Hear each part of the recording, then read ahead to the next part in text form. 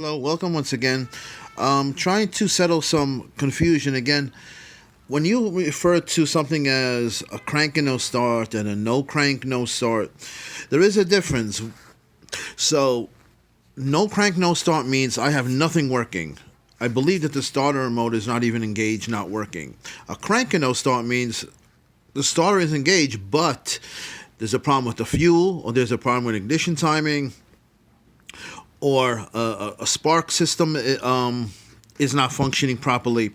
That's the difference. But no matter what the terminology that you use, let's say we know we have a no start. Let's just plain call it in simple English a no start. Okay, I have the instrument cluster in front of me, which is in front of the dashboard. The gauge tells me I'm at 12.6 volts in the battery, so I use that right away as a voltmeter for my purposes. Now, let's say, as I've been asked a couple of times, how do I know the ignition switch is good? How do I know that, and how do you know that the park neutral position switch is good? Okay, like I explained in recent videos, you find a common point. Remember, these places are hard to access. Many times you have to take many things apart, which is an hourly labor rate, only to get to that part and say, well, this part was good to begin with. Okay, that's part of troubleshooting. Yes, it is. However, we can go around that. We can bypass that. Okay, find a common wire or a common component. So we look over here. We always start from the beginning. Okay, so the fuse block over here. This is the original schematic from the dealer manuals. This is not a schematic from Mitchell or Data or things like that. This is the original one. So as we read it, it's a little more technical, a little more advanced. So as we come over here to the fuse over here, hot at all times, that means this will always have 12 volts. Okay, regardless if the key is turned or not turned. It goes to a 20 amp fuse, which is a low rated fuse. We come out of a connector C1, which has a terminal of A2. We go through an orange wire with a gauge of 0.8. We're not going to worry about the gauge rating of these wires. We're just going to go through this. Here's the main point, the ignition switch. We know we have multi-functions for the ignition switch. Now, we're not concerned with accessories or lock or off. We're concerned with two positions right now, start and run. In the run position, we are concerned with getting fuel pressure. But we're not dealing with that right now. Right now we can't even hear the starter being engaged. So we're dealing with this position right here of the start position. Is this switch good? Well, in order to get access of this, you have to take a lot of things apart, obviously, to the lock cylinder, the steering wheel. We don't want to do that. Find a common point, an input and output. The input is here. Right here is the input. The output is a yellow wire going to the fuse. So where is our point of access going to be? If you said this fuse, you're correct. Let me use this fuse to measure 12 volts. So I'm going to go here or here, either side of the fuse. And I want to measure 12 volts. What will that tell me? When I put this in the start position and I get 12 volts, that tells me right away this multi-purpose switch is in the start position. Otherwise, how can I have 12 volts? Okay, so I'm going to go find this fuse, crank fuse as it's called, a 10 amp fuse. How do I know? It brings me now to our park neutral position switch. Abbreviated as PNP. How do I know that this switch is working? I have to be either in park or neutral to start the car. If I am in reverse, if I am in manual, 1, 2, 3, it will not let me start the car. How do I know that this is working? Again, find a common point. We came from here to here to here. Where is a point that I can determine if this is good? Let's follow the path. A purple and white striped wire goes to the relay. So you know what? I can go to the relay. This is referred to as the load side. This is referred to as the control side. So I can go over here to this terminal over here and measure 12 volts. If I measure 12 volts with the switch either in park or neutral, I know the park and neutral switch is good, and I know the ignition switch for sure is good because we just proved it before by what? By measuring the fuse. And the fuse is an easy place to get to because it's right under the hood. Okay? This is a little tricky to get to. So what did we do? We found where is the next connection to it. The next connection to it is the relay. And the relay is also in the fuse panel itself. So two easy access points. We knocked out this one. We knocked out this one. Now, for this one, here's the thing. After the relay is engaged and activated, I did so many videos about this. If you want to look up the video, Joe Electronic Schematics for Auto or Automotive Electronic Schematics by Joseph, the channels, we have to go to a solenoid. We have to get 12 volts, or we have to get current going to the solenoid to activate the starter motor. This is the symbol for starter motor. When you see an M, signifies a motor. In this case, the solenoid will activate, obviously, the starter motor. So we have two windings over here, a hold-in coil, and as you see over here, a pull-in coil. Two coils. Now, here's the problem. We have these wires that come from the battery. There are thick wires. One of the thick wires is the one obviously giving all that high current to the starter motor. When the starter motor engages, the pinion gear engages the flywheel and the crankshaft. So that's that thick wire. We have another thick wire. Another thick wire is the one this is the symbol of the alternator. And the alternator, we have another thick wire coming back to the battery. Okay? Going through a fusible link. So that's two thick wires. We also have another thick wire. We have something called the battery fuse, 175 amps. Why do we need that much? Here's the battery positive. Current flows through one thick wire, which is for the starter, which can crank up to 300, 400 amps, sometimes even more than that even.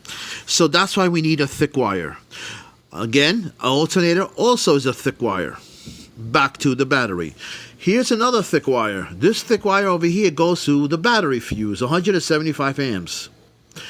And where does that go to? That goes to the relay. Question, why do we need 175 amps if it's going just to the relay? This fuse is only 40 amps. What happened to 135 amps, the difference between here? Well, if you notice, there's also power distribution schematic. There's also another wire, a red wire. Okay, a red wire here going to the relay.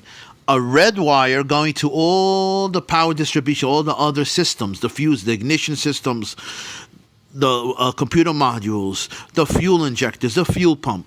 All this is going through those circuits that you don't see over here. This is the reason that we need this high rated fuse. If this is bad, obviously, the relay will not be triggered. Okay? So, if this is bad, nothing will work. If this is bad, the 40 amps, the starter will not work because of the relay. Now, what's the test that's being done? Most people will take this. Here's the starter motor. The battery's not drawn here. Okay? Concentrate on this. We just proved ignition switch works. We just proved this fuse works. We just proved that park neutral safety switch works.